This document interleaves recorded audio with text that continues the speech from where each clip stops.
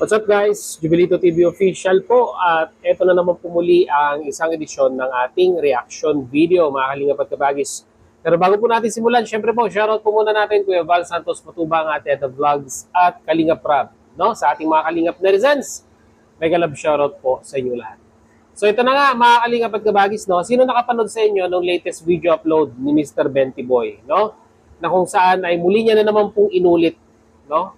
This is not the first time na humingi po ng pasensya, no? Si Mr. Benty Boy regarding po dito sa kanyang pagbablog sa dati pong beneficiaries or dati pong angels ng Kalinga, no? At paulit-ulit niya pong ipinapaliwanag yung pong dahilan, no, ng kanyang pagbablog or pagvlog dito po sa dating beneficiaries, no? Dahil po talagang inulan din naman po ng bashing itong si Mr. Benty Boy dahil po sa kanyang naging aksyon, no, sa pagko-content po dito po sa dating beneficiary na ito, mga kalingap at kabagis. At dito nga po sa kanyang latest video upload ay masasabi po nating medyo may ikangang real talk itong si Mr. Benty Boy sa mga bashers and at the same time po sa mga individual na binibigyan ng hindi magandang interpretasyon yung pong kanyang pagko-content sa dati pong beneficiaries. Dito muli po nating narinig na humingi siya ng pasensya. At ngayon, mga kalingap at kabagis, ay humingi na rin po siya ng pasensya sa founder ng Kalingap, kay Kuya Val Santos Matubang, and at the same time po, syempre po kay Kalingap Rab at kay Ate Edna sa kanyang naging aksyon sa pagko-content niya po, mga kalingap at kabagis, dito po sa dating beneficiaries ng Kalingap. Sabi niya nga po, pasensya na, walang intensyon na masama ang pagbablog dito po kay E. No? Ang tanging layunin lamang ay matulungan yung mga senior supporters ni Edu at ni E na nanggaling pa po sa malayong lugar.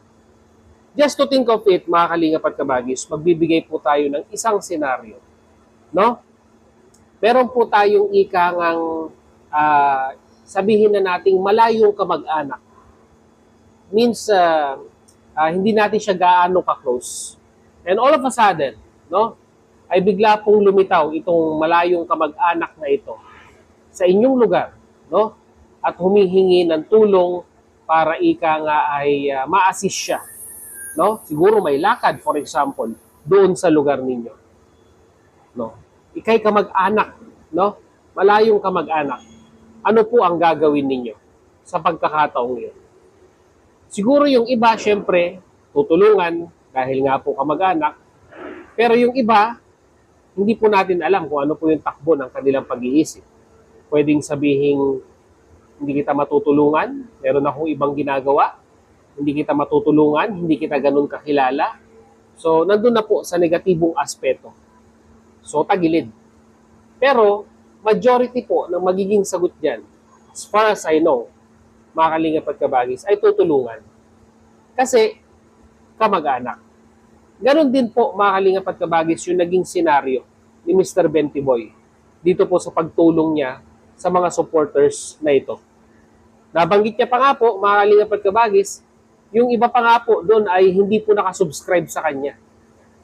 Inirefer ng kanyang kaibigan, no, itong mga senior na ito sa kanya para ma-assist po siya or ma-assist po niya ito sa pagpunta po nila diyan po sa Camarines Norte. Benty Boy nga ni, di ba? Na-orientate nga sa pagtulong, no, sa Kalingap. Natural sa natural, wala naman pong ikangang masamang intensyon itong si Mr. Benty Boy at laging ang gusto niya po ay makatulong, ay inassist niya po itong mga senior na ito para may sakatuparan na po yung matagal nilang pangarap na makita po yung kanilang iniidolo na si Kalingap Edu, and at the same time ay ito pong si dating beneficiaries, mga kalingap at kabagis. Just imagine na lamang po yung impact, no, na pwedeng mangyari sa mga senior na ito. Yung kanilang pwedeng sabihin. Sila ay supporters ng Kalingap, inassist sila ng isang Kalingap partners, Tapos ngayon po yung Kalingap partners na nag-assist sa kanila ay nababash ngayon. Baka yung suporta po ng mga senior na yun ay mawala po sa Kalingap. Dahil nga po, ang iisipin ng mga yan, baka pag tayo'y muli humingi ng tulong sa ibang Kalingap partners, ay baka mabash tayo. No? Just imagine yan, mga Kalingap at Kabagis, yung negatibong impact, no, na pwede pong mangyari na isang dating Kalingap partners ay magiging isang anti-Kalingap ng dahil lamang po, no, sa ginawang pag-assist or pagtulong dito sa mga senior na ito.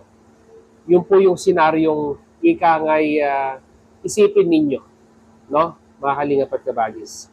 At dito po, no, sa video upload ni Mr. Bentiboy, ay sabihin na nating meron po siyang real talk, no, sa mga viewers at sa mga kwan na rin po, no. Sabihin na nating nagkakaroon ng agam-agam pagdating po sa sinasabi nilang pagka-loyalty ni Mr. Bentiboy pagdating po sa Kalingap. Sabi niya nga po, mga Kalingap at Kabagis, and I quote, no, habang tumatagal ay pabagsak ng pabagsak ang Kalingap, lalong-lalo na po, no, yung mga nasa line ika nga ng pag-charity. Ang tanging panawagan lamang po ni Mr. Bentiboy, huwag haluan ng masamang pag-iisip, no, lalo na't hindi nakakasira ng pagkatao. Yan po yung mga salitang binitawan ni Mr. Bentiboy, mga Kalingap at Kabagis, sa kanyang latest video upload, panawagan, no? Inaamin niya naman po na meron pong ikangang lapses sa naging action niya sa pagko-content na yon. Pero ang intensyon, mga Kalingap at Kabagis, ay napakabusila kung titignan po natin. Although nandun po yung pagkakamali, may nalabag na rules, pero yung intensyon, just imagine, mga Kalingap at Kabagis, ang intensyon ay matulungan yung mga senior na makita ang isang Kalingap partners na kanilang iniidolo. Nanggaling sa Iloilo, nanggaling sa Laguna, nanggaling sa Cavite, sa iba't ibang parte po ng Pilipinas. At take note, no, may edad na po yung mga yan, mga Kalingap at Kabagis. Kaya tama lamang po na magbigay ng tulong or ng asiste ito pong si Mr. Bentiboy dito po sa mga senior na ito. Dahil unang-una, nakuha niya po yung pagtulong na yan, no? Na-inspire si Mr. Bentiboy na tulungan ng mga senior. Kanino po? Kay Kuya Bal Santos Matubang. Ipinagpapatuloy lamang po ni Mr. Bentiboy yung nasimulan, no, ng isang BSM, lalong-lalo na po, no, sa pagtulong sa mga senior, mga Kalingap at Kabagis. Oo, nandun na, uulitin ko po. Nagkamali si Mr. Bentiboy. At nasa pamunuan na po yan, no, ng Karaba kung ano po ang kanilang ibibigay na sanction kay Mr. Bentiboy. Pero dahil nga po sabihin nating ang track record ay napakaganda, lalong-lalo na po sa pag-charity. Siguro po, it will be a warning kay Mr. Bentiboy. Pero warning lang po yun, mga Kalingap at Kabagis, no?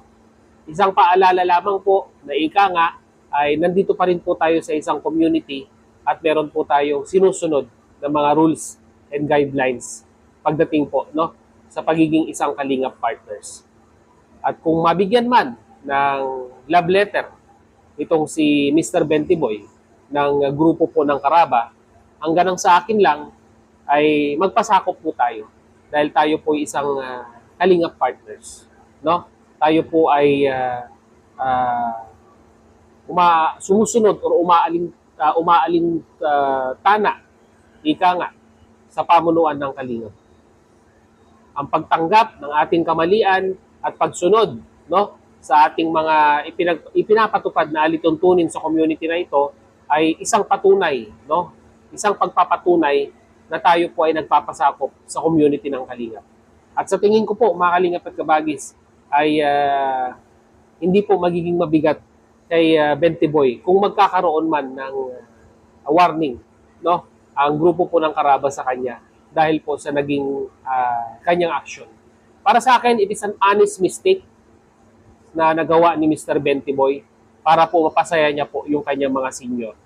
Pero kung ito man ay magkakaroon ng ikangay sanction dahil po sa kanyang nagawa, ang may papayo ko na lamang po kay Mr. Bentiboy ay tanggapin yon kung meron man.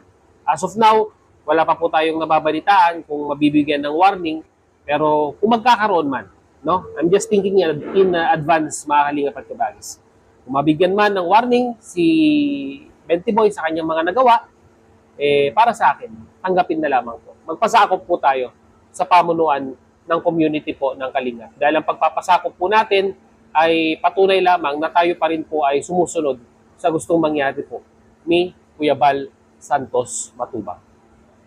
Panoorin nyo po, mga Kalingap at kabagis, yung latest video upload ni Mr. Bentiboy. On the later part, no, ng kanyang video upload, ay maririnig nyo po yung kanyang paghingi ng pasensya at paghingi po ng ikang patawad sa lahat po ng kanyang mga nasaktan sa kanyang naging aksyon, and at the same time po yung kanyang panawagan sa mga bashers, mga Kalingap at kabagis. So yun, muli maraming salamat dahil sa dulo po ng ating reaction video ngayong araw na ito ay nasamahan nyo po muli si Jubilito TV Official. At muli po, kapalala po ang inyong host. Sa mga hindi pa po nakasubscribe sa ating YouTube channel, subscribe nyo na po, Jubilito TV Official. At kung nagustuhan nyo po ang ating reaction video for today, mga Kalingap at kabagis, paki-like and share na lang po. So hanggang dito na lang. Once again, this is Jubilito TV Official, proud member po ng Team Co-host at ng Team Viewers ng Kalingap. As I always say, mga Kalingap and kabagis, peace, God first. God bless po. Bye!